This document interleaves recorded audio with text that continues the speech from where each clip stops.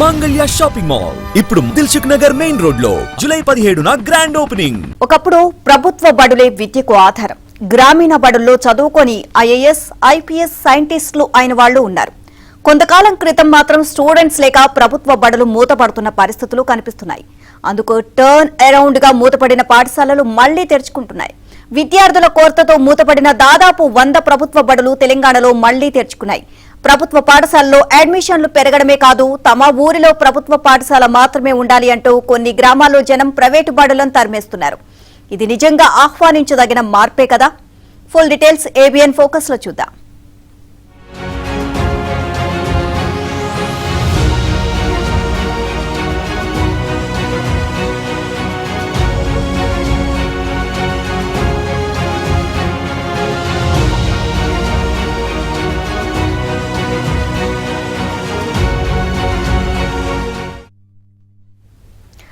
నల్గొండ జిల్లాలో మూతపడిన ప్రభుత్వ పాఠశాలను తెరిపించడంలో విద్యాశాఖ అధికారులు సక్సెస్ అయ్యారు. రాష్ట్రంలోనే అత్యధికంగా 35 ప్రభుత్వ పాఠశాలలు రీఓపెన్ చేశారు.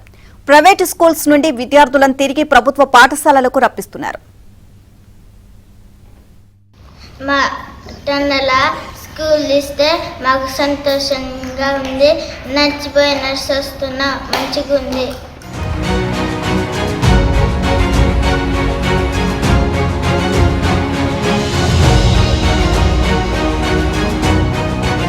గతంలో దేశంలోనే అత్యధికంగా విద్యార్థులు చేరని పాఠశాలలతో అగ్రస్థానంలో నిలిచింది నల్లగొండ జిల్లా. ఈ జిల్లాలో అత్యధికంగా 315 బడుల్లో 0 అడ్మిషన్లు ఉన్నాయి. ఉమ్మడి నల్గొండ జిల్లాలో 3163 ప్రభుత్వ స్కూల్స్లో 482 స్కూల్స్ విద్యార్థులు చేరకపోవడంతో మూతబడ్డాయి. ప్రస్తుతం ఉమ్మడి నల్గొండ జిల్లాలో 54 స్కూల్స్ రీఓపెన్ అయ్యాయి. విభజిత నల్గొండ జిల్లాలో మొత్తం ప్రభుత్వ పాఠశాలలు 1483 ఉండగా అందులో విద్యార్థులు లేని 315 స్కూల్స్ మూతపడగా ప్రస్తుతానికి 35 స్కూల్స్ ఓపెన్ అయ్యాయి. సుమారు 100 వరకు స్కూల్స్ రీఓపెన్ చేసేందుకు ప్రయత్నిస్తున్నట్టు డీఈఓ సుశీందర్రావు తెలిపారు. సూర్యాపేట జిల్లాలో మొత్తం ప్రభుత్వ పాఠశాలలు 926 ఉండగా అందులో విద్యార్థులు లేని 95 స్కూల్స్ మూతపడ్డాయి. ఇప్పుడు 14 స్కూల్స్ ఓపెన్ అయ్యాయి. యాదాద్రి భువనగిరి జిల్లాలో 754 ప్రభుత్వ స్కూల్స్ ఉన్నాయి. అందులో విద్యార్థులు లేని 66 స్కూల్స్ మూతబడ్డాయి. మళ్లీ 5 స్కూల్స్ ఓపెన్ అయ్యాయి. మూతబడినటువంటి స్కూల్స్ లో మళ్లీ రీఓపెన్ చేసేందుకు జిల్లా విద్యాశాఖ అధికారులు అయితే తీవ్రంగా శ్రమించారు. రాష్ట్రంలోనే మొదటి స్థానంలో నిలిచేలాగా 35 స్కూల్స్ రీఓపెన్ చేశారు. ఇది మనతో మాట్లాడేందుకు నల్గొండ డీఓ సుశీందర్రావు. సార్ చెప్పండి, ఈ మళ్ళీ జీరో ఎన్రోల్మెంట్ స్కూల్లో అత్యధిక స్థానంలో నిలిచింది, మళ్ళీ రీఓపెన్లో కూడా ప్రథమ స్థానంలో నల్గొండ నిలిచింది. సో యాక్చువల్గా 32 కాదు, 52 స్కూళ్ళు ఓపెన్ అయినాయి. సో యూడైస్లో మనకి ఏదైతే చూపిస్తుందో అదే 32 ఉంది. మిగతావి కూడా మనకి యూడైస్ నంబర్ ప్రాబ్లం ఉంది, ఇంకా కొన్ని అప్లోడ్ చేయాల్సి కూడా ఉందన్నమాట. దాదాపు ఈ సంవత్సరం మనం 100 టార్గెట్ పెట్టుకున్నాం. 100 టార్గెట్ పెట్టుకుంటే సో మనము 60 వరకు రీచ్ అయ్యేటువంటి అవకాశం అయితే బాగా కనిపిస్తుంది. అవన్నీ కూడా మనం ఆన్లైన్లో ఎన్రోల్ చేసిన తర్వాత ఈ సంవత్సరం సక్సెస్ఫుల్గా 60 ఓపెన్ చేస్తాం. 314 హైయెస్ట్ నల్గొండ జిల్లాలో 0 స్కూల్స్ ఉండటం కూడా చాలా బాధాకరం. దాన్ని బేస్ చేసుకుని సో జూన్ 1 నుంచి తప్పకుండా స్కూల్స్ ఓపెన్ చేయాలని, ఎక్కడైతే అవకాశం ఉంది, బిల్డింగ్స్ ఉన్నాయి, తర్వాత టీచర్స్ కూడా అవైలబిలిటీ ఉంది అనేటువంటి అన్ని స్టడీ చేసి ఈ 314 లొకేషన్స్లో సో సాధ్యమైనంత వరకు 100 ఓపెన్ చేయాలని టార్గెట్ పెట్టుకున్నాం. ఆ దిశగా వెళ్తున్నాం. అసలు అంటే నల్గొండ జిల్లాలో ఎక్కువగా జీరో ఎన్రోల్మెంట్ స్కూల్స్ కావడానికి గల కారణం ఏమైనా గుర్తించారు? దీన్ని ఎలా అధిగమించబోతున్నారు? అంటే కొంతవరకు కొన్ని తాండాస్లో అసలు అందరూ కూడా మైగ్రేట్ అవ్వటం నేను చూశాను. నియర్లీ 314లో 100 పైగా లొకేషన్స్లో అసలు అక్కడ చిన్నపిల్లలే లేరు. సో స్కూల్స్ అయితే ఉన్నాయి. ఆ కాలంలో స్కూల్స్ ఓపెన్ చేసిన తర్వాత ఇప్పుడు మారుతున్నటువంటి పరిస్థితుల్లో urbanisation, shifting, mandal headquarters కానీ జిల్లా హెడ్ క్వార్టర్స్ కానీ పిల్లల చదువులకు సో పేరెంట్స్ షిఫ్ట్ అవ్వటం వల్ల నియర్లీ 100 అబోవ్ లొకేషన్స్లో అసలు పిల్లలు ఆ హ్యాబిటేషన్స్లో కానీ ఆ స్కూల్స్ ఉన్న పరిధిలో కానీ లేరు అనమాట. అంటే ఇంకా అక్కడ అసలు అవకాశమే లేదు. సో షిఫ్టింగ్ జరిగింది, అర్బనైజేషన్ షిఫ్టింగ్ జరిగింది. సో పాసిబిలిటీ ఎక్కడ ఉందో అక్కడ సాధ్యమైనంత వరకు ఓపెన్ చేయడానికి ప్రయత్నం చేస్తున్నాం.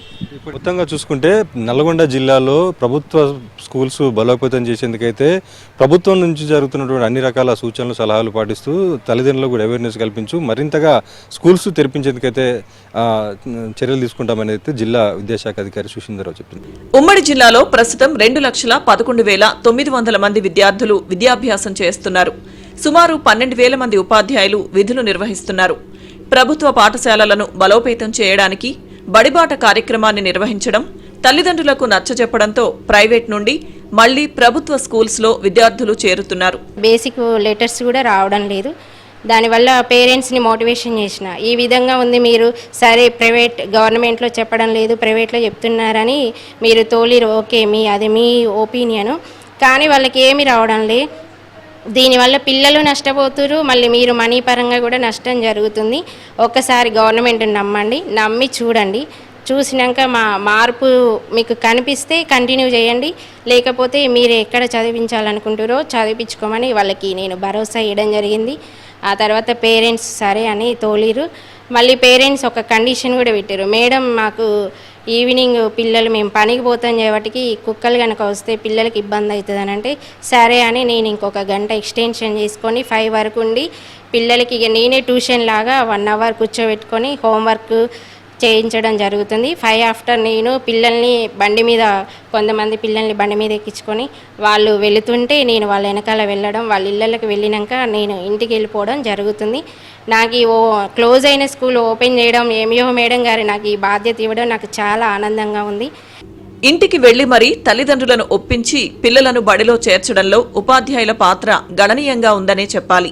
అంటే గతంలో ఎలా ఉండేది అంటే ప్రజల్లో తెలుగు మీడియం స్కూల్ కి మేము పంపము, పిల్లల్ని ఓన్లీ ఇంగ్లీష్ మీడియం అయితేనే పంపిస్తాం అనే ఉద్దేశం ఉండేది.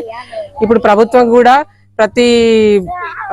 ప్రతి స్కూల్లో గవర్నమెంట్ అంటే ఇంగ్లీష్ మీడియం అనేది తీసుకురావడం వల్ల ప్రజల్లో అవేర్నెస్ తీసుకురావడం జరిగింది. ఈ విధంగా గ్రామ ప్రజల సహకారంతో ఈ ఇయర్ మన స్కూల్లో ప్రైవేట్ స్కూల్ కి వెళ్లే పిల్లల్ని 11 మందిని మనకు అడ్మిషన్స్ ఇచ్చారండి. సక్సెస్ఫుల్ గా 2026-27 ఇయర్ కి నేను ఒక 11 మెంబర్స్ పిల్లల్ని మన స్కూల్లో జాయిన్ చేసుకోవడం జరిగింది. తల్లిదండ్రులపై ఆర్థిక భారం లేకుండా ప్రభుత్వమే ఉచిత విద్య, నాణ్యమైన భోజనం, శిక్షణ పొందిన ఉపాధ్యాయులు, మౌలిక సదుపాయాలు కల్పిస్తున్నా తల్లిదండ్రులు ఆలోచనలో పడుతున్నారు. ప్రభుత్వం AI ఇంగ్లీష్ విద్యా బోధన, విద్యార్థులకు ఉచితంగా యూనిఫామ్, పాఠ్యపుస్తకాలు, నోట్బుక్స్, అల్పాహారం, సన్నబియ్యంతో మధ్యాహ్న భోజనం అందించడంతో ప్రభుత్వ స్కూల్స్ తెరుచుకునేందుకు దోహదపడుతున్నాయి.